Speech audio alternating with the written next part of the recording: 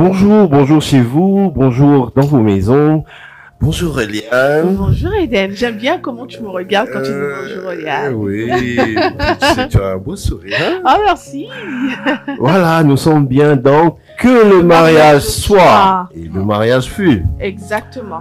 Et on espère qu'il est vraiment, vraiment chez vous. Eh oui. Ce que vous voulez qu'il soit, parce qu'après... Il faut ajouter après, qu'il soit heureux, voilà, qu'il soit épanoui, qu'il soit prospère, voilà, qu'il soit impactant. Qu'il soit ce que vous désirez pour le plus grand bonheur de toute la famille. Exactement.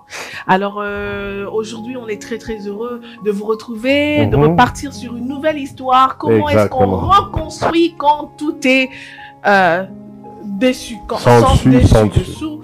Donc, quand on a l'impression qu'il n'y a plus rien à en tirer, on a l'impression que la ville s'écroule, la maison s'écroule, comment on rebâtit sur des cendres, en fait. Voilà. C'est ça. C'est ce qu'on essaye d'aborder comme sujet aujourd'hui. Et bien sûr, avec notre histoire qui une histoire bien piquante qui va nous permettre justement d'analyser certains paramètres de la vie de couple et aussi nous donner quelques leçons, nous inspirer par le Saint-Esprit afin de recadrer les tirs et aussi nous permettre d'atteindre une certaine dimension où nous avons la possibilité de nous repentir, de changer de comportement et de décider désormais de travailler ensemble. Parce que vous savez, tout ce que l'on raconte ici, c'est vraiment pour que les couples puissent travailler ensemble. Parce que le couple, c'est deux personnes. L'unité. Voilà, l'unité. Le mariage soit, c'est deux personnes. Et nous sommes contents de vous retrouver. Donc, l'histoire d'aujourd'hui, c'est quoi? Alors, l'histoire d'aujourd'hui, c'est l'histoire de Blanca et d'Erickson. Blanca et Erickson, nous allons entrer dans leur vie, voir qu'est-ce qui s'est passé, quelles sont les failles et quelles sont les forces aussi. Et comment est-ce que nous pouvons tirer des leçons, nous, en tant que couple, mais aussi en tant que célibataires, parce que les célibataires sont aussi appelés à se marier. Oui, ils sont les mariés de demain. Cette émission est aussi pour vous. Exactement. Alors, l'histoire de Blanca et d'Erickson. Blanca et Erickson sont deux jeunes qui se sont rencontrés. Ils connaissaient pas bien le Seigneur. Les deux étaient très très amoureux, mais Blanca avait un problème. Le problème, c'était l'endométriose. Je ne sais pas si vous connaissez l'endométriose chez vous. L'endométriose, c'est en fait une maladie qui est très très douloureuse pour les femmes pendant qu'elles ont leur menstruation. Donc elles ont des douleurs atroces et quelquefois ça conduit même à la stérilité. Il y en a qui n'arrivent pas à avoir d'enfants parce que elles ont donc cette maladie-là qu'on a découvert vraiment que récemment. Et donc Blanca avait donc cette maladie. Et elle l'a dit à son fiancé, à son amoureux, Erickson. Alors, Erickson dit, mais comment on va faire? Et si alors on se mariait et que dans le mariage, je n'arrivais pas à concevoir, comment allons-nous faire? Blanca a dit, écoute, je sais que aussi, il arrive que des femmes qui sont atteintes de cette maladie arrivent à concevoir. Je te proposerai qu'on essaye d'avoir des enfants. Si ça marche, on se marie. Alors, les deux se sont mis ensemble et ont commencé à chercher un enfant. Ils ont tout fait. La première année, ça n'a pas marché. Deuxième, ça n'a pas marché. La troisième, et paf, Blanca tombe enceinte. C'était vraiment une grossesse miracle. C'était la joie. C'était vraiment la joie et le bonheur. Le couple était très, très content. Et le couple décide de régulariser le mariage pendant que Blanca est enceinte.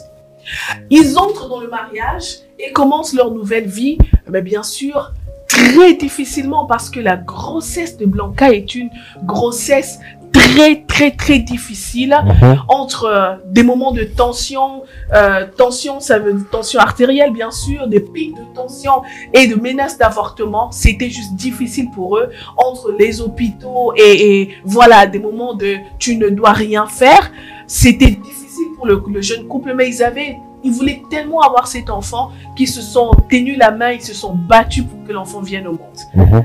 Et les médecins, bien sûr, qui essayent de dire quand Blanca accouche, leur dit, vous risquez de n'avoir que cet enfant, donc il faudrait tout faire pour protéger l'enfant. Le couple comprend. Donc, cet enfant est, je sais pas comment on va dire, le trésor précieux du couple, c'est cet enfant. Ils donnent tout ce qu'ils ont à cet enfant. Ils le cajolent. C'est un garçon, un joli garçon. Ils le cajolent. Ils sont toujours là. Ils oublient même qu'ils sont un couple. Mais d'abord l'enfant, parce qu'il faut bien le protéger. On ne sait pas si on en aura encore. Et plus tard, les couples évoluent, mais après, ils se rendent vite compte que maintenant leur dispute, c'est autour de l'enfant. Pourquoi t'as fait ça à l'enfant? Moi, j'aurais préféré faire ceci. Pourquoi t'as fait ceci? T'as fait cela? Et donc, le couple commençait à se disputer très, très vite. Et ça devenait des moments où on se parle pas. On fait beaucoup de temps sans se parler. Des disputes où les familles viennent intervenir. C'était vraiment, vraiment compliqué pour le couple. Alors, un jour, Blanca, qui, quand il regarde sa famille et la famille de son mari, elle se dit, mais tiens, ma mère, elle vaut beaucoup plus. Ma mère, elle a beaucoup plus de valeur que nécessairement la mère d'Erickson. Donc, sa mère qui passait là, elle l'appelle, elle dit, est-ce que je peux avoir mon petit-fils? Je voudrais passer du temps avec. Ok, d'accord, elle dit, non, il n'y a pas de problème. La mère vient, elle prend l'enfant et elle fait un tour. Ce jour-là, Erickson, déjà qu'ils avaient des problèmes entre les deux, ils s'entendaient pas sur un point. Il était dehors, il avait beaucoup bu ce jour-là. Et quand il rentre à la maison, la première des choses qu'il essaie de voir, c'est son fils. Il appelle le petit garçon. Le petit garçon vient pas. Et puis il demande à sa femme, mais où est l'enfant? Il dit, non, ma mère, ah non, je t'ai oublié de te dire, ma mère, elle est passée, elle a pris l'enfant, juste faire un tour, ils reviennent. Quoi? Tu laisses ta mère prendre mon enfant?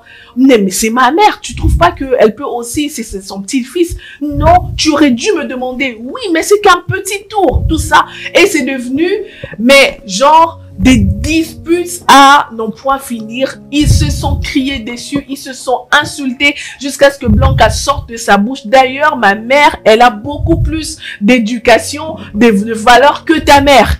Le mari dit, quoi? Ta mère, elle est sale. Tu veux que je te dise ce qu'elle est? Donc, le mari insulte les parties intimes de sa belle-mère. Et pendant qu'il insultait Blanca, pour montrer que vraiment l'erreur venait de son mari, elle a enregistré son mari, comment il insultait sa belle-mère, donc insulté la mère de Blanca. Le mari, il a insulté les parties intimes de la belle-mère. Pour lui, la belle-mère était sale. La belle-mère sentait mauvais. Elle dégageait des odeurs bizarres. Ma belle-mère, elle n'était pas ceci, elle n'était pas cela. Donc, il l'a vraiment insultée pour faire mal à la fille. Et elle, la fille, elle l'a enregistré et elle l'a envoyé à sa mère. La mère, elle écoute la note vocale sur WhatsApp. Elle est dans tous ses états. C'était la nuit, bien sûr. Et le lendemain, elle se ramène chez son beau-fils. Elle se déshabille. Tu vas voir les parties intimes que tu as insultées. Oh, c'était une sorte de scandale. Scandale dans la maison, scandale. La belle-mère, elle veut pas se rhabiller. Le fils va voir, mon beau-fils va voir les parties intimes qu'il a insultées. Et ça crée beaucoup de choses. Le petit-fils a honte. Il appelle aussi de son côté les membres de famille qui viennent rapidement, qui menacent la belle-mère et on l'insulte, on la traite de sorcière. Donc c'est parti dans tous les sens. Et jusque la belle-mère, elle prend sa fille et le petit-fils, ils partent. Elle se ramène avec. Donc, friction totale.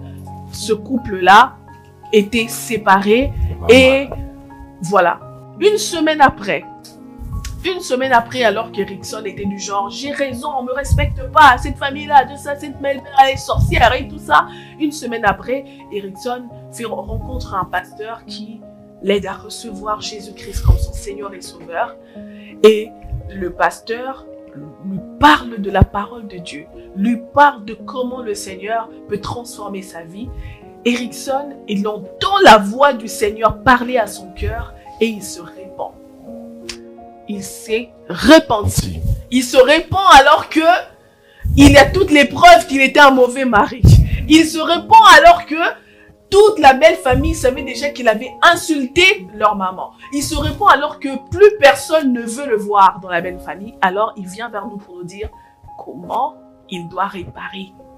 Comment il répare. Comment il fait en sorte que son couple puisse répartir de nouveau sur des nouvelles bases. Et donc, Alors, c'est une histoire vraiment, alors, je peux dire, une histoire qui peut faire péter des bombes. Exact. Mais nous sommes pas seuls aujourd'hui pour en parler. Nous avons un couple magnifique qui nous accompagne dans cette émission, dans ce numéro. C'est papa Philippe et maman Yves Basengana. Exactement. On vous salue au nom de Jésus. Salut, bonjour. Merci d'avoir accepté. Merci d'avoir accepté notre invitation. Alors, il faut dire que le couple Basengana a 10 ans de mariage. Vous êtes ensemble, ça fait plus d'années que ça. C'est ça? C'est plus d'années que 10. Bien mais sûr. 10, c'est-à-dire c'est le moment où vous dites que vous avez dit oui devant le... voilà. Et vous avez votre expérience, votre grosse expérience, parce qu'en 10 ans, il y a eu le gris et le bleu, le haut et le bas. Des des pas mûrs. Des hauts, des bas, tout ça. Alors, vous avez entendu l'histoire. On vous écoute. Vos réactions. Oui, quelle est, selon vous, quelles sont les choses qui n'ont pas marché dans ce couple? Ouais. Bon, merci pour la parole. Moi, de mon côté, disons que pas que les choses n'ont pas marché dès le départ.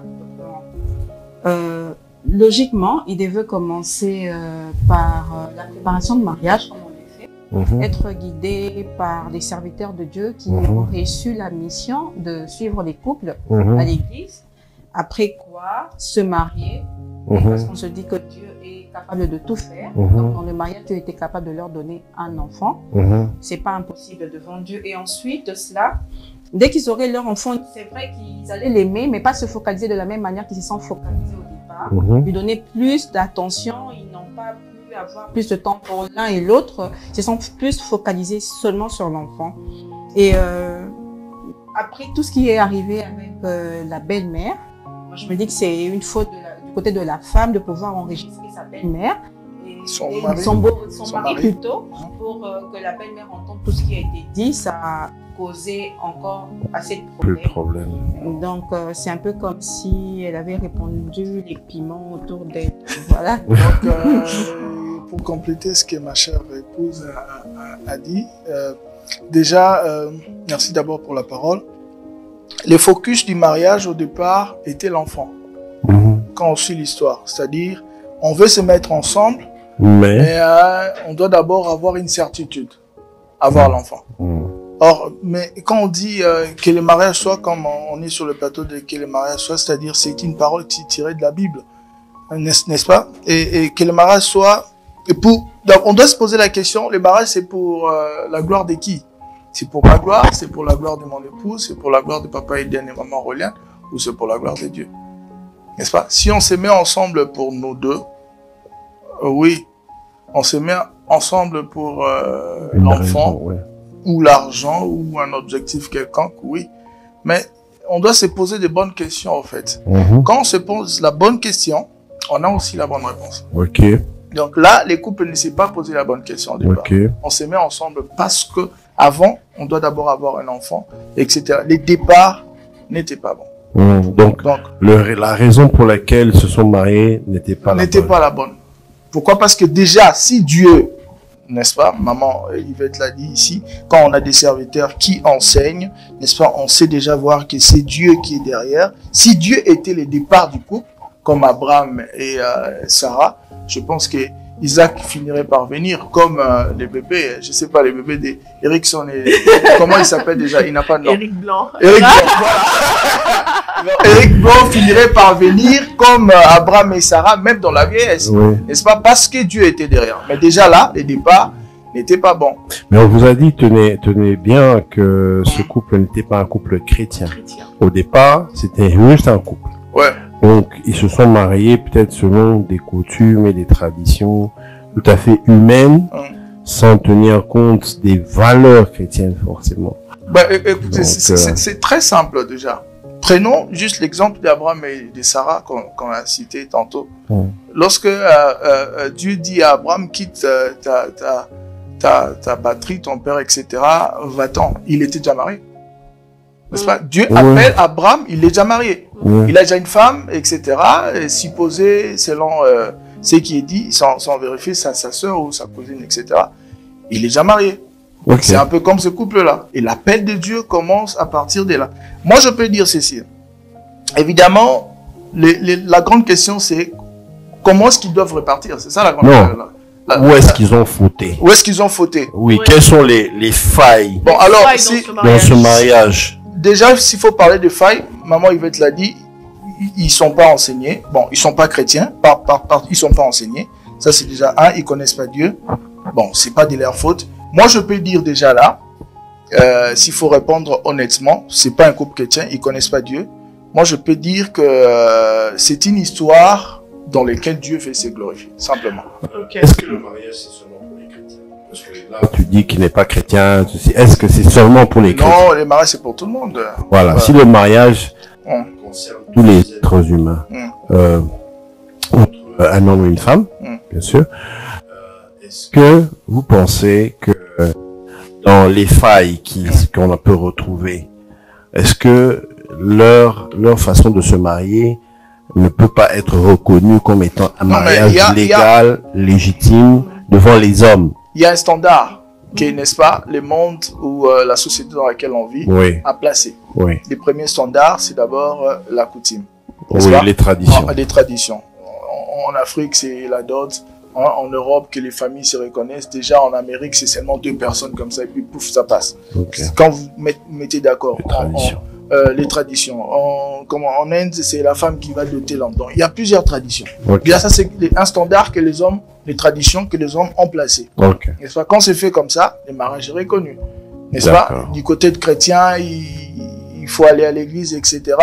Du côté de ceux qui sont un peu trop civilisés, qui connaissent un peu trop la loi, etc., il faut aller chez l'État, on signe des papiers, etc. Donc, ce qui fait que c'est un peu kilométrique. Maintenant, je voulais poser la question. Voilà. On est dans ce mariage-là. Est-ce que vous comprenez un petit peu ce couple? Vous comprenez qu'ils soient focus sur l'enfant? Parce que l'état dans lequel ils étaient, ça allait être... c'était, tu vois, très faible, quoi. C'est-à-dire quoi? Ils avaient très peu de chance d'avoir beaucoup d'enfants. Donc, ils se concentrent sur le couple. Aujourd'hui, qu'on le veuille ou pas, beaucoup de couples se concentrent sur l'enfant. Sur les enfants. Et même... Mais c'est une erreur. Oui. Ouais, mais ça veut dire, qu'est-ce qui conduit les couples à se concentrer uniquement sur les enfants? Est-ce qu'on peut relever ça un peu? Qu'est-ce qui la tradition? Je peux même renchérir sur ta question. Qu'est-ce qui conduit les conjoints ou l'un des deux conjoints à se focaliser plus d'abord sur l'enfant? Il y a l'aspect... Moi, je peux reprendre. En fait, souvent, dans certains couples, la femme se concentre, ou l'homme, peut-être qu'il n'a plus l'affection de son mari. Voilà. Alors, elle crée au fait une illusion, son monde à elle. Alors, elle se concentre sur son monde, ses enfants, ou bien elle a été blessée par l'homme, ou bien l'homme a été blessé par la femme. Alors, se concentre sur l'essentiel pour eux. Ils se disent que mes enfants sont innocents, je me concentre juste sur mes enfants. Souvent, ça arrive. Alors, je n'attends rien de mon homme, je n'attends plus rien de ma femme. Je me dis que mes enfants sont bons. Chez mes enfants, peut-être je ne serai pas blessée. Alors, je me concentre sur eux, je donne mon amour auprès d'eux.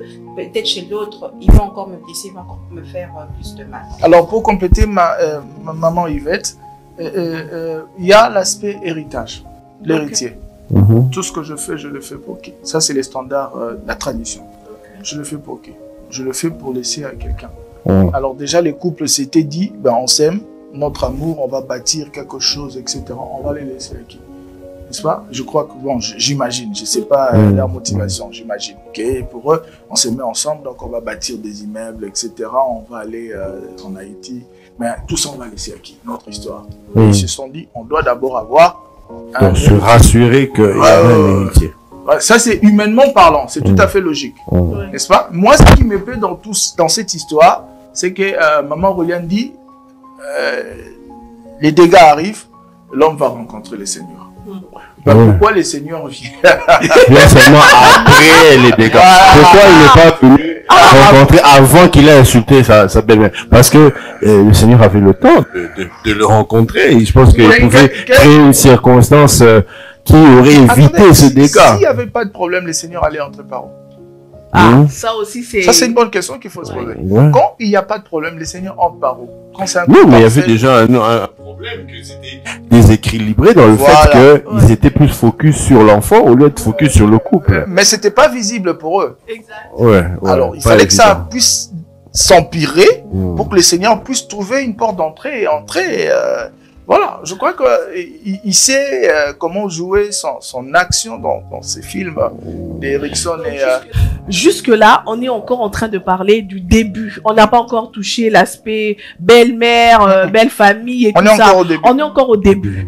Les raisons pour lesquelles on se marie. Si on se marie pour les enfants, très vite, vous deux, vous n'avez rien construit. C'est ça. Maintenant, ok, l'enfant... les blessures, parce que là au début c'était aussi voilà, c'était on se marie pour l'enfant, ça c'est une chose, mais c'est que maman il va à relever les blessures que peuvent se faire le couple dans le mariage qui conduisent à ce que chacun abandonne l'autre et se concentre sur le plus facile, c'est les enfants. Mais est-ce que quand vous vous concentrez sur les enfants sans aimer maman ou la mère ou le père, est-ce que vous faites bien? Est-ce que vous aimez réellement vos enfants? Mais c'est quoi les basiques déjà? Les basiques, c'est l'homme et la femme. Ce sont eux qui bâtissent les mariages. Ce sont eux qui sont la fondation. L'enfant est venu de... N'est-ce pas? Quand j'aime les enfants sans aimer la personne avec qui je fais ces enfants, je fais erreur. En fait. Je fais erreur. Déjà, je suis en train de bâtir. Moi, je suis le fondement. Je suis la racine. Comme on dit, les pères, c'est la racine de ce qui pousse. Et je suis la racine. J'aime les fruits. J'aime les fruits sans aimer les feuilles. Sans aimer les feuilles. Ça veut dire que je m'attends à ce que les fruits tombent en étant pas mûrs. N'est-ce pas? Et ça, c'est possible. On sait voir aujourd'hui les conséquences des enfants qui vont dans la rue parce qu'il y a un couple qui s'est déchiré, etc. Il y a beaucoup d'exemples. Donc, je crois que c'est aller à l'encontre des basiques, au fait. La base, c'est l'homme et la femme. Évidemment, Dieu est derrière. Alors, on va vraiment dire ça, Eden, encore marteler sur les téléspectateurs qui sont en train de regarder en ce moment. On ne se marie pas, on ne focalise pas sur la réussite de son mariage. Ou sinon, on ne devrait pas penser réussir un mariage si on est focus sur les enfants, uniquement sur les enfants. D'ailleurs, les enfants voient combien vous n'aimez pas leur mère que eux aiment, ou vous n'aimez pas leur père que eux aiment. Ça blesse. Et donc, les enfants ne retiendront pas grand-chose de l'amour que vous pensez leur donner. Et c'est ça que les couples devraient savoir. Quand ça ne marche pas entre vous deux, vous faites quoi? Il faut parler, déjà. Il faut parler. Discuter, parler. On se dispute? Non. Discuter, échanger. Ça, c'est important. Il y a dispute et discuter. La discussion, elle est très importante. Quand on dit parler, ça veut dire, je dois d'abord déceler les problèmes. Je dois voir que ça, c'est un problème.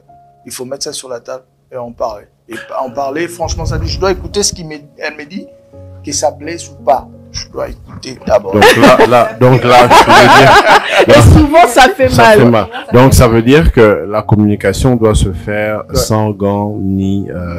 faut que ça soit rude entre les deux personnes, sans les enfants exactement. Mais vous pensez alors que ce couple a développé dès le départ, avant même de se marier, est-ce qu'ils ont développé la communication entre eux? La communication. Je pense pas. Pourquoi?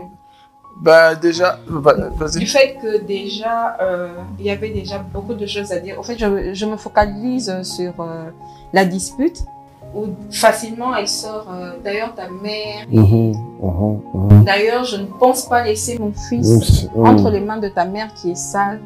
Donc s'il y avait déjà quelque chose qui coinçait entre les deux familles, ils devaient en discuter pour dire, poser les bases, pour dire que déjà pour que l'enfant aille chez ta mère, il faudrait m'en parler et je ne préfère pas que mon enfant aille chez ta mère parce que je trouve que elle n'a pas de choses à donner à l'enfant en fait.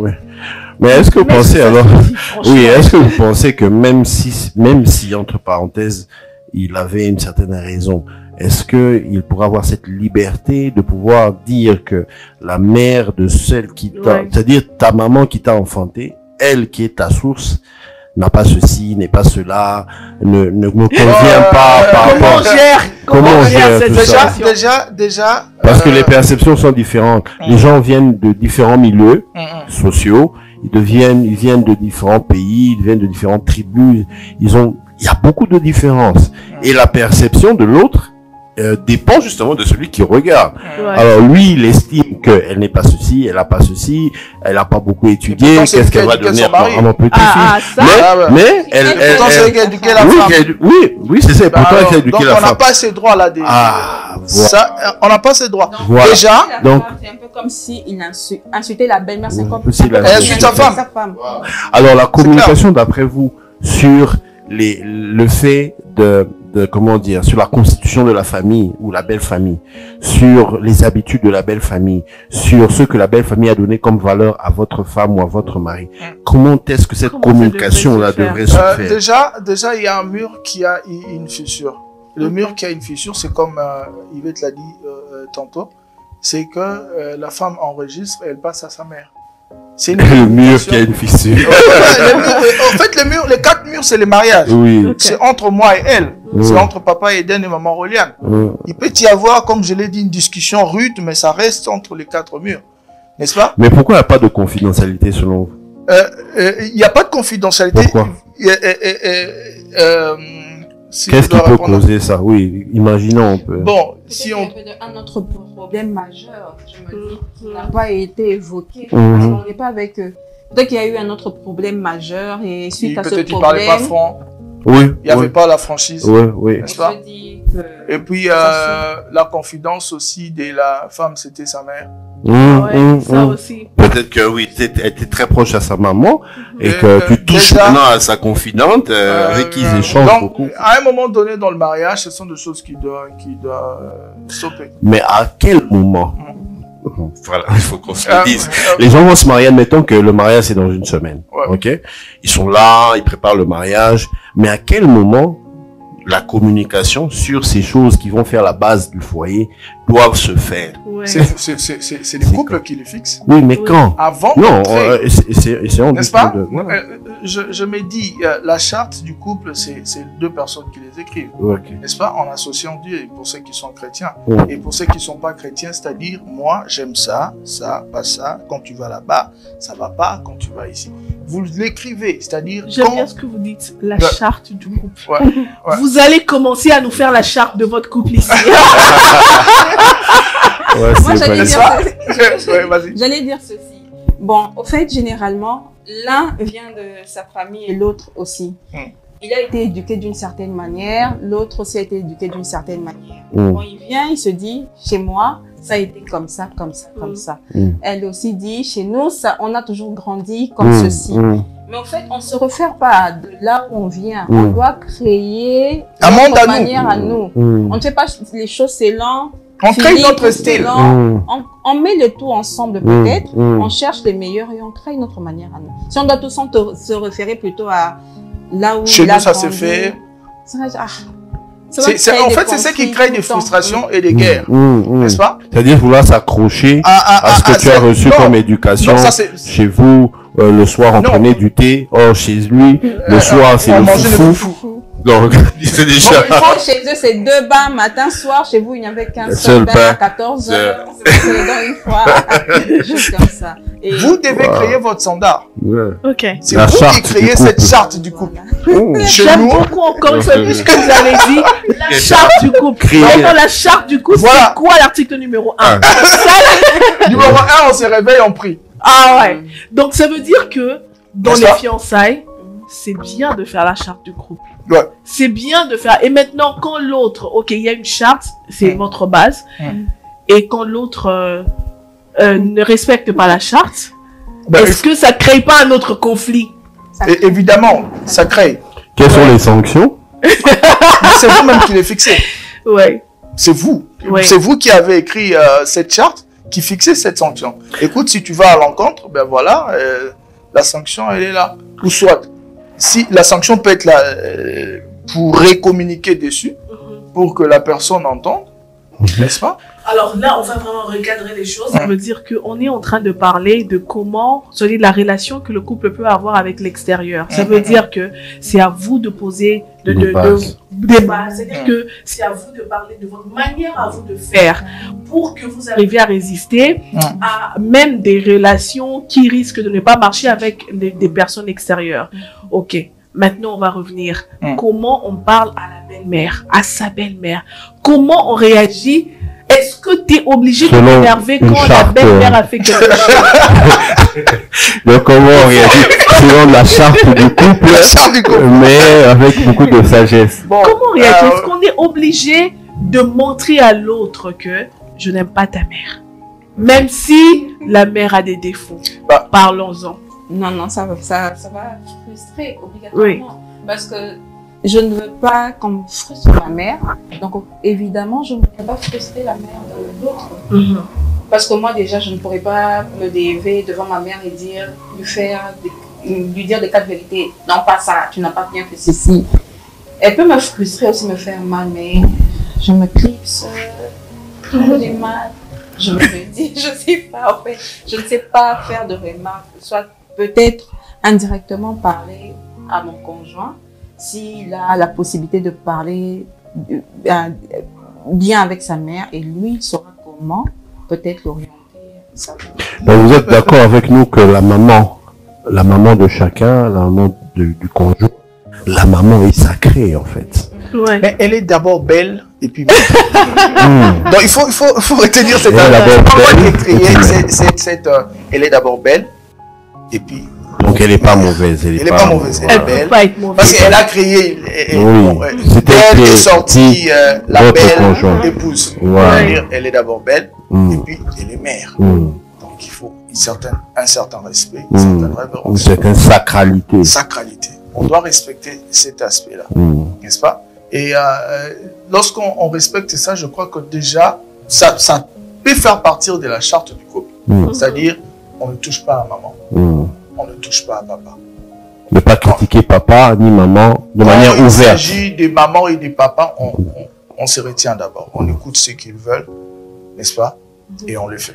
Bon, on va pas jouer à l'hypocrisie parce que on sait déjà qu'il y a des relations tendues entre belle-mère et belle-fille, entre belle-mère et beau-fils. Il y a des relations tendues dans la plupart de mariages. Qu'est-ce qui manque? Qu'est-ce qui dérange en réalité dans ces relations-là? Qu'est-ce qui fait en sorte qu'il y ait des tensions entre nous et nos belles-mères? Est-ce que les belles-mères par défaut sont sorcières comme on le pense? Parce que c'est des idées qui sont répandues. Mais comment sortir de cette emprise-là? Parce qu'on sait que ce sont des mensonges que l'ennemi, vous voyez, que l'ennemi distille pour faire en sorte que nous ne puissions pas avoir des bonnes relations avec nos belles-mères. Ce sont nos mères. Est-ce qu'on est obligé d'avoir des mauvaises relations avec elles? Non, pas du tout. Mais où est le piège? Le piège se trouve à quel niveau? Qu'est-ce qui fait en sorte que les couples n'arrivent pas à s'entendre avec les parents? De mon côté, disons que des fois il y a certaines incompréhensions aussi. La personne peut pouvoir mal comprendre une certaine chose et s'agrippe sur ça et ça crée un conflit. Je donne un exemple. Ma belle-mère vient chez moi. Je donne un exemple. Elle vient chez moi, par exemple. Elle avait peut-être un souci ou un besoin que moi je n'ai pas compris. Elle ne l'a pas dit ouvertement. Et je n'ai pas pu résoudre son problème. Elle part en disant que je ne l'ai pas aidé. Mais moi, je n'ai pas compris le souci. Vous voyez un peu. Et lorsqu'elle rapporte, chez moi, ça fait peut-être mal. Et je reviens chez lui pour dire, je n'avais pas compris le souci de maman, ainsi de suite. Et puis, en fait, je me dis, si c'était sa propre fille...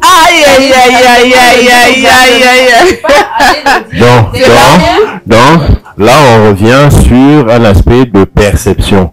Quand tu regardes ta belle-mère, tu la vois pas comme ta mère. Quand tu regardes ta belle-fille, tu la vois pas comme ta fille. C'est ça. C'est en fait, c'est une sorte de... qu'elles soient comme nos mères et que nous soyons comme leurs filles. Ça, c'est l'idéal. De la même manière qu'elle considère son fils, elle devrait aussi me considérer. C'est une question de considération et de perception. Chérie, il faut vraiment qu'on le dise. Mais est-ce que c'est bon de penser que ma belle-mère est comme ma mère? regardez, il y a un piège dessus. Tu as bien dit, si j'étais sa fille, elle n'aurait pas réagi de cette façon-là. Est-ce que tu peux pas juste comprendre que c'est ta belle-mère et qu'elle est libre de réagir comme elle veut? Parce que tu as des garçons, tu veux aussi être une belle-mère. Oui. Quelque part. Oui. Donc, en fait, c'est l'histoire de la poule Est-ce qu'on peut juste pas penser que nos belles-mères sont nos belles-mères et qu'on comprend qu'elles sont des belles-mères, peu importe leur réaction. C'est bon, on avance. Bon, moi, je crois que je peux aller dans un sens où, si vous permettez, que je parle d'une histoire qu'on a vécue. Oui. N'est-ce pas? Je crois qu'à un moment, ma maman Roliane a dit qu'on a 10 ans de mariage. Mais pendant ces 10 ans-là, il y a eu aussi des coups de boxe. Hein, voilà. Alors, à un moment donné, je crois qu'avec la belle-mère, ça n'allait pas. Qui n'allait pas avec la belle-mère? Moi, avec ma belle-mère, ça n'allait pas, n'est-ce pas? Alors, déjà, ça s'est répandu un peu en famille et tout. Bon. À un moment donné, moi et elle, ça a commencé à aller. Mais chez la belle-mère, ça ne passait pas.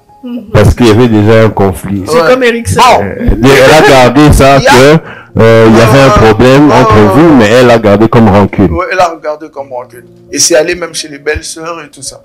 Alors, moi j'avais une attitude, n'est-ce pas? J'aime ma femme. Ça c'est 1. 2, j'aime mes enfants. 3, j'ai épousé ma femme. Bon, je me donne un exemple. Un jour, on est quelque part, on devait se voir. Alors, on est en train de prendre notre petit coca au coin. Alors, le beau-père passe. Et ça pose problème.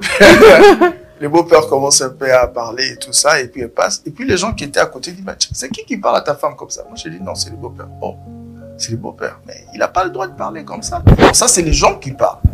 N'est-ce pas? Et à un moment donné, je suis resté calme. J'ai dit, bon, après tout ce qui s'est passé, il faut être humain. Ça, c'est la première question. Je donne l'exemple du couple, l'histoire d'Erickson et de... Il faut être humain à un moment donné. Bon, si j'ai commis une bavure, il faut se dire, il a raison de réagir. Ah, ça?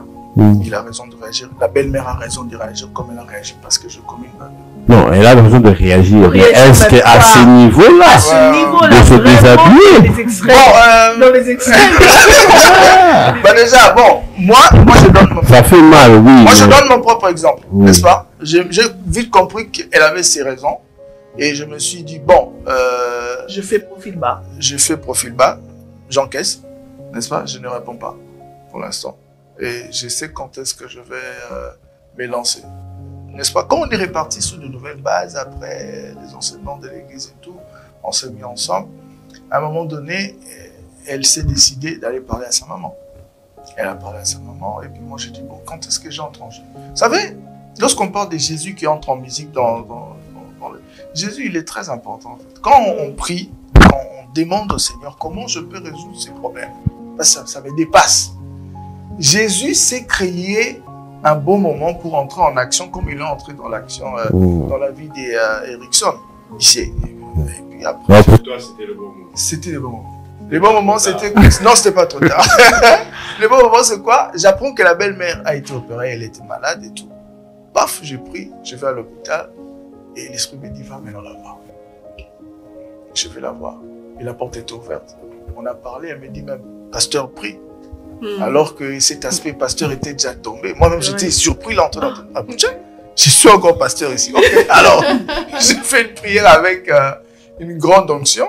On a prié. J'ai prié 2 fois. Non, mais même 3 fois. Parce que j'ai prié d'abord en arrivant. J'ai prié pour les repas parce qu'un repas était servi pour que je mange ces jours-là. Et puis, j'ai prié avant de partir. N'est-ce pas? Et tout était à la normale. Je me suis dit, bon, après, quand je suis rentré, n'est-ce pas, lui raconter l'histoire, je crois qu'elle-même était surprise de dire, ah bon, t'as appelé pasteur, on t'a demandé de prier. En fait, l'appellation pasteur, c'est vrai que vous êtes pasteur ou bien c'est juste parce que serviteur de Dieu, c'est vrai. Vous revêtez la casquette d'enfant de Dieu. Ouais, serviteur de Dieu et tout ça. Vous voyez, quand vous commettez une erreur, n'est-ce pas? Ça arrive à tout moment, à tout homme. Et souvent, l'aspect casquette serviteur de Dieu, ce que vous faites de bien, il n'y a pas seulement servir Dieu, il y a des gens qui font du bien, n'est-ce pas? quand on fait du bien aux gens, par exemple, vous aider les orphelins, etc. et tout. Mais si, par exemple, en aidant les orphelins, je donne un exemple de ceux qui les font, apprennent, par exemple, qu'il y avait un aspect pédophilie quelque part. Vous voyez tous les biens que vous faites avant, Ouais. n'est-ce pas? Ok. Et les gens vont dans ce qui a été mal fait. Alors, souvent, la personne qui a fait tous ces biens-là, Thérésie, en train de se poser beaucoup de questions et dire, Seigneur, qu'est-ce qui se passe? N'est-ce pas? Et c'est là où je crois que Dieu, qui est capable de restaurer, même le couple Erickson, et vient en musique, parce qu'il entre d'abord chez Erickson pour que Erickson les connaisse, n'est-ce pas? En premier, parce qu'il sait que c'est l'homme qui est celui qui donne la vision, et pour que, évidemment, il sait comment résoudre ses problèmes, pour que non seulement qu'il reparte à zéro, non seulement que la belle-mère aussi, qui allait un peu trop loin, revienne. Mais pour régler tout ça, pour essayer de mettre de l'eau dans le vin, que tout le monde se calme, qui doit demander pardon à qui dans tout ça? Parce que c'est parti dans tous les sens, hein. Elle a insulté, lui elle a insulté, parce que lui aussi va dire. En fait, hein, quand tu regardes un peu le désordre qu'il y a là, la belle-mère vient se plaindre et manifester un mécontentement. Sa famille aussi vient manifester un mécontentement, parce que elle aussi elle avait insulté. Elle aussi avait dit, mais maintenant, pour que tout soit bien fait et que tout rentre dans l'ordre, qui doit demander pardon à qui? Non, déjà, je crois qu'on l'a dit. On doit d'abord réécrire la charte. Okay. Mais pour écrire la charte, il faut se calmer. Il faut avoir l'esprit calme. Déjà, si les couples se réconcilient. Oui, mais comment? Déjà, mais c'est ça. Erickson connaît le Seigneur. Il doit d'abord aller vers sa femme. N'est-ce pas? Demander pardon à sa femme. Il se réconcilie. Puisqu'il connaît le Seigneur, s'il y a possibilité d'aller suivre les enseignements à l'église, parce que la base de leur couple, c'était l'enfant. Donc, on doit d'abord nettoyer ça pour que la base du couple soit Dieu et les desseins de Dieu dans ce couple, n'est-ce pas? Et après parce qu'il s'agit du couple d'abord. Quand le couple a posé ses bases, il y a une charte, maintenant, on peut aller vers la belle-mère. Moi, je voulais poser une question. Pendant que vous étiez en froid, est-ce que, tu voyais le conseil là que vous donnez, est-ce que c'était facile à appliquer? Non. Mais je l'ai dit que c'était pas facile. C'était facile. Genre, on a envie de savoir qu'est-ce qui rend facile l'application du conseil que vous pourriez avoir pour l'autre, mais vous-même, dans votre cas, vous vous dites que non, vous ne voyez pas dessus. Qu'est-ce qui rend ça difficile en fait? D'abord, je veux dire que c'est vrai que c'est pas facile, mais on s'y attelle quand même. Bien que ça soit pas facile, on se dit, on va le faire.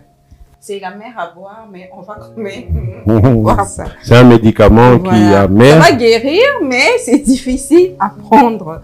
La pilule reste là et tout ça, mais on va quand même avaler. Donc, en fait, on avait décidé de rester d'abord dans notre coin pour ne pas... On a réécrit la charte, c'est clair. Pour ne pas avoir... Donc, vous avez pris un temps de pause dans votre coin pour écrire ensemble la charte. On a mis tout le monde de côté. Moi, j'ai mis tout le monde de mon côté ailleurs. Ils ne savaient pas ce qui s'est passé. N'est-ce pas? Quand tout était déchiré, elle était dans son coin et tout. On a prié le Seigneur, très important. On a prié le Seigneur a donné le moyen, parce que quand on dit déchiré, ça veut dire qu'il n'y avait même plus les moyens, n'est-ce pas, pour faire quoi que ce soit. Le Seigneur a donné les moyens pour qu'on soit ensemble. Mais quand on est déjà allé ensemble, personne ne savait qu'on était allé ensemble. Mais tu es où? Alors, ma mère m'appelle. Ah, tu es où? Non, mais je suis en prière. En prière, mais la raison, c'est la tête. C'était une prière d'un mois. Un mois. Philippe ne revient pas. 2 mois. Philippe ne revient pas. 3 mois. Bon, enfin, ils ont compris. Après 3 mois, on a vu que c'est nous. Quand on a vu que chez nous, c'est allé, maintenant on s'est dit, bon, ok, on va vers la belle-mère. En fait, il faut prendre son temps. Exact. Il faut prendre son temps. Pour se reconstruire. Pour se reconstruire d'abord. Parce que si les couples ne s'est pas réconciliés, posons-nous les bonnes questions. Ça veut dire que la belle-mère n'est plus belle-mère. Elle est ex-belle-mère. N'est-ce pas? Si les couples doivent exister, que la belle-mère doit rester, d'abord, la base des couples doit être reconstruite. Exactement. Et c'est à ces moments-là, maintenant, ça doit être réparé. Mais il n'y avait pas seulement ma belle-mère, il y avait aussi la belle-mère des fêtes qui était dedans. Ça. Ah ben oui. je crois qu'elle a même acquis sa belle-mère dernièrement à la maison. Et tout s'est bien passé. Magnifique. Donc, c'est-à-dire que c'est possible vraiment de repartir même quand tout semblait détruit à la base. Et c'est au couple de se réconcilier et ensuite d'aller impliquer la famille. Maintenant, dans le cas de notre couple ici, Erickson et qui mais Blanche. Oui, Blanca. Vous voyez que la discussion a été même enregistrée. Maintenant, c'est vrai. Maintenant, on parle là, c'est le pardon, on a pardonné et tout ça. Mais dans le processus de guérison, comment faire pour faire oublier quelque chose qui a été enregistré, archivé, envoyé et peut-être transmis, partagé dans toute la famille. Envoyé à la belle-mère. La belle-mère, on a parlé. T'imagines? Bon, les temps guérit les blessures, comme on le dit. Il faut laisser le temps au temps, en fait. Avec les temps, je me dis que c'est vrai que c'est pas facile du coup, mais avec le temps, ils pourront vraiment oublier. Et puis, si le pardon est sincère, ils vont installer quelques... Bon, ils vont chercher une manière de faire, la visiter, parler, partager des très bons moments. Ça va guérir avec le temps. Donc, le temps peut pousser les gens qui ont été blessés à oublier, à guérir. Mais qu'est-ce qui va... si le temps va le faire, est-ce que le temps va aussi effacer l'audio qui était dans le téléphone? Maman Yvette parle du temps. Oui. C'est très très bien. C'est un très bon aspect. Mais au-dessus du temps, il faut aussi ajouter les actions. N'est-ce pas? Et dans ces actions, évidemment, je ne veux pas arrêter de les dire, il y a la charte. Ok. Dans la charte, on sait ce qu'on veut. On sait ce qu'on s'est fixé. N'est-ce pas? Moi, je peux vous donner un exemple. Chez moi, il n'y avait pas que la belle-mère, il y avait aussi les belles-sœurs. Il y avait beaucoup de belles-sœurs qui étaient en face de moi. L'une qui dit tu ne vas pas venir chez moi, l'autre dit etc. Bon, il y a des enfants qui disent je veux tantine, je veux tonton. On fait quoi? Je vais te dire, il ne faut pas aller voir tonton. Non, tu as le droit d'aller voir tonton parce qu'il est gentil, tantine parce qu'il est gentil. Je ne peux pas t'interdire. On réfléchit. On fixe d'abord la charte.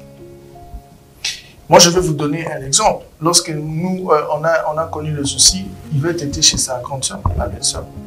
N'est-ce pas? Et c'est une belle-sœur que j'aime beaucoup. Elle a réussi sa carrière professionnelle, très brillante, etc. Mais un matin, après tout ce qui s'est passé, elle dit à Yvette, je ne veux plus voir finir. J'étais là, je me suis regardé, j'ai dit, qu'est-ce que je fais? Alors c'est là, je reviens, j'ai dit, qu'est-ce qu'on doit faire? Les actions. Les actions, parmi les actions, il y a d'abord écouter aussi les seigneurs, le Saint-Esprit. Devant une action, on ne réagit pas. On reste en silence, on écoute. Qu'est-ce que le Seigneur nous dit? Je viens, on me dit de ne pas entrer, qu'est-ce que je fais? Je prie le Seigneur. N'est-ce pas? Le Seigneur nous donne un endroit à nous. Mais je crois qu'avant même que je ne reparte là-bas, c'est elle qui m'avait interdit d'aller chez elle qui veut les choses. Ah ben oui, elle est là, elle peut témoigner. On a prié, Dieu nous a donné un chemin. Et elle s'est réveillée le matin. On s'était déjà fixé notre charte. Chez nous d'abord. Les enfants sont partis. Elle s'est réveillée un matin, elle a dit, bon, écoute, moi et Philippe, c'est bon, je veux chez moi. C'est pas évident. C'était clair. Non, mais la charte était fixée. C'est-à-dire, tu es d'accord, tu marches avec nous. Non, c'est-à-dire, c'est à prendre nous à laisser, quoi. C'est notre charte. C'est notre charte. Donc, tu dois la respecter. Tu dois la respecter. Elle est partie. N'est-ce pas? Évidemment, il y a une communication entre elles. Moi, je n'étais pas encore dedans. Mais un matin, elle me dit non, elle était à la maison. Elle a même posé la question, où est Philippe, comment il va être? Et puis un autre matin, non, il était envoyé du poisson. Ah bon, comment? Non, mais en fait, il faudrait aussi comprendre que la belle famille n'est pas nécessairement mauvaise. Elle est juste en train de protéger leur fille, leur sœur. Simplement. Oui, simplement. Donc, quelquefois, les conflits qu'il y a entre nous et la belle famille. Ce sont les intérêts. Non, c'est juste que non, tu es avec notre enfant, on veut que tu le traites bien. Et puis, on veut aussi un minimum de respect quand même, avec nous. Donc, c'est quand ces choses-là commencent à revenir, c'est alors que les relations... Les actions, comme Papa Eden l'a dit. Donc, il faut poser des actions. Et donc, parmi les actions, il y a la charte. La charte, elle est fixée. Je crois que les autres vont voir que, là-bas, il y a une charte qui est fixée. Donc, on marche avec cette charte ou on est dehors.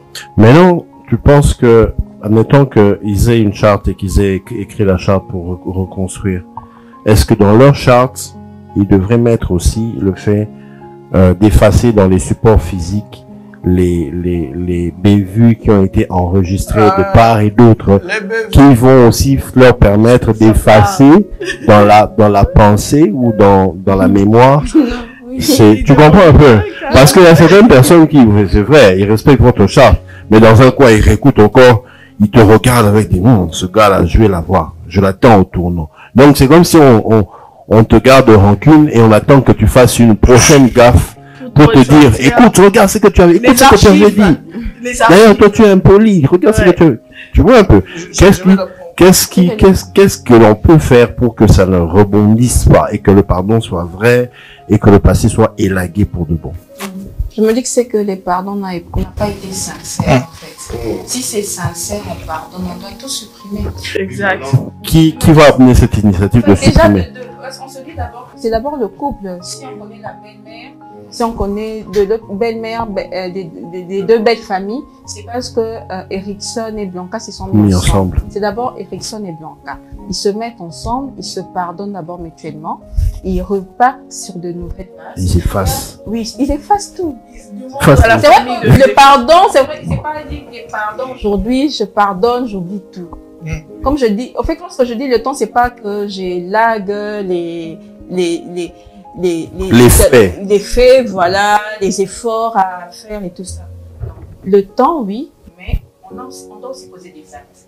Ils donnent le temps au temps, ils fixent leurs limites, ils se disent, par exemple, ils se fixent plutôt des objectifs, ils se disent, on va aller voir maman, je vais aller demander pardon, on va aller ensemble auprès de ma famille et puis dans ta famille, avec le temps, ils vont poser certains actes qui vont vraiment démontrer que le passé c'est passé, quoi. Ils ont changé. Je crois que pour compléter maman Yvette, aujourd'hui nous avons la technologie.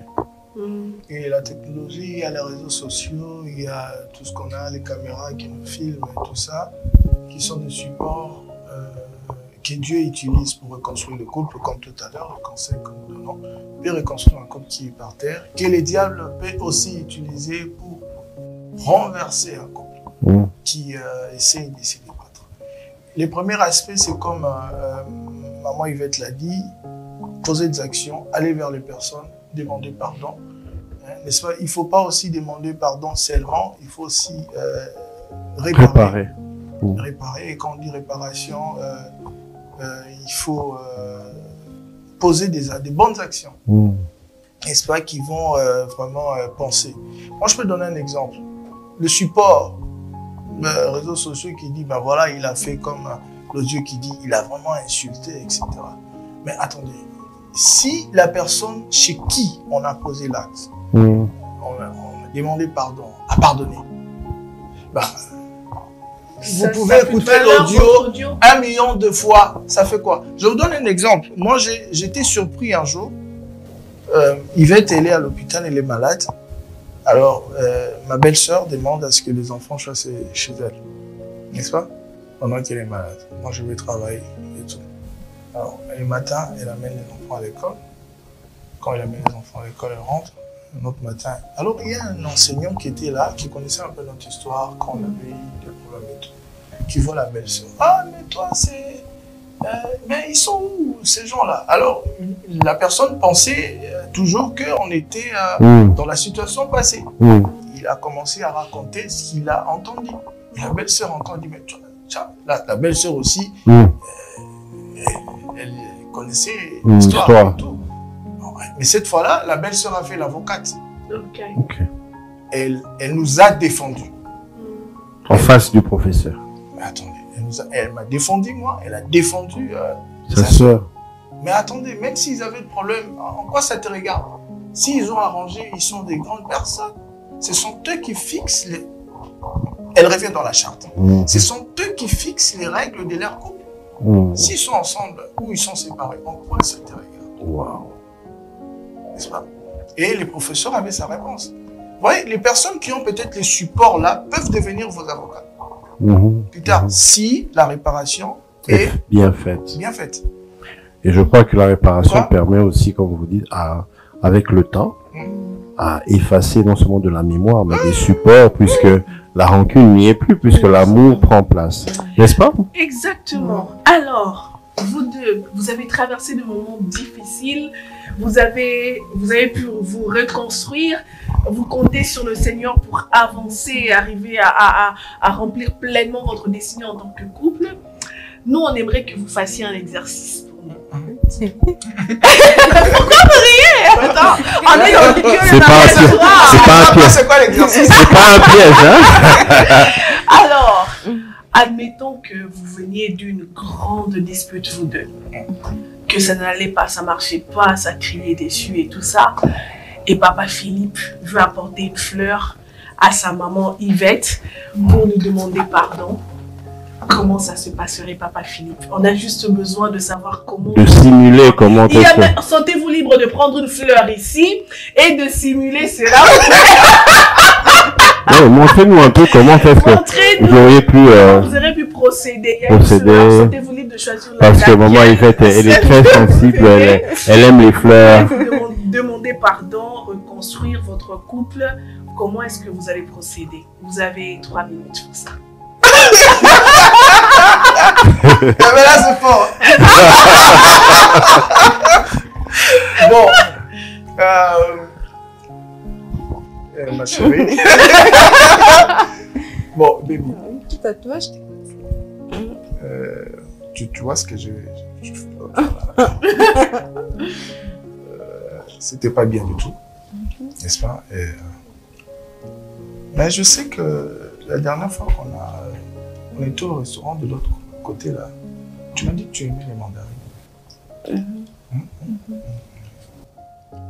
Tu peux écouter. Oh. Je fais longtemps. Voilà, et puis. Et toi, tu regarderais en train de. C'est même pas la pauvre. Ok.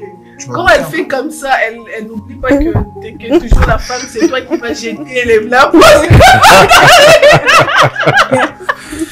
Ok. Et voilà, donc je peux te les demander à mon mariage. Oh. Tu veux poser? Oui, encore un engagement. J'aurais fait une bise quand même. Voilà. C'est que le mariage. La soie. C'est comme ça qu'on aime voir les couples heureux, en train de... Écoutez, si vous vivez dans un mariage avec zéro amour, c'est vous qui perdez. Vous perdez les minutes précieuses de votre vie à vous combattre, à vous battre, à vous chamailler, alors que c'est facile de s'aimer, c'est facile de se tenir la main, c'est facile de se faire des bisous. Chérie, j'ai aussi besoin d'un bisou. C'est tellement facile, c'est tellement bien que le Seigneur... Oui, allez-y. Mais d'ailleurs, quand vous chamaillez, vous perdez votre temps. Imaginez. Et donc, nous, notre prière en ce jour pour vous est que vous trouviez la force de résoudre vos problèmes. Peu importe le niveau que vous avez atteint, le bas scandale, que vous avez atteint dans votre mariage, dans des problèmes et tout ça, que le Seigneur vous restaure. Il vous sort de là, il vous tire de là et vous repartez sur des nouvelles bases d'amour, nouvelles bases de l'unité, de l'harmonie. Vous devez bien ça. L'amour, c'est bon. L'amour, c'est fort. L'amour rend vraiment magnifique nos journées et nous souhaitons et nous prions que vous le viviez. Exactement. Non seulement que nous prions, mais nous déclarons que le Saint-Esprit dépose dans vos cœurs l'amour qui vient de Dieu, afin que cet amour perdure, que cet amour porte des fruits, des actes qui vont emmener un bonheur parfait, qui vont vraiment vous souder et vous guérir de tout ce qui avait été fait dans le passé afin de partir sur de nouvelles bases. Amen. C'est tellement bon, appétit. Ah ouais, c'est bon. Et puis, elle aime la mandarine. Hein. Ah oui, ouais. Ouais, j'ai pas menti. Donc, vraiment que le mariage soit dans vos familles, dans vos maisons. Okay. On va revenir sur le sujet la prochaine fois. Portez-vous bien. Portez-vous bien. À la prochaine. Que le mariage soit donc soyez bénis et accompli. Bye bye. Bye.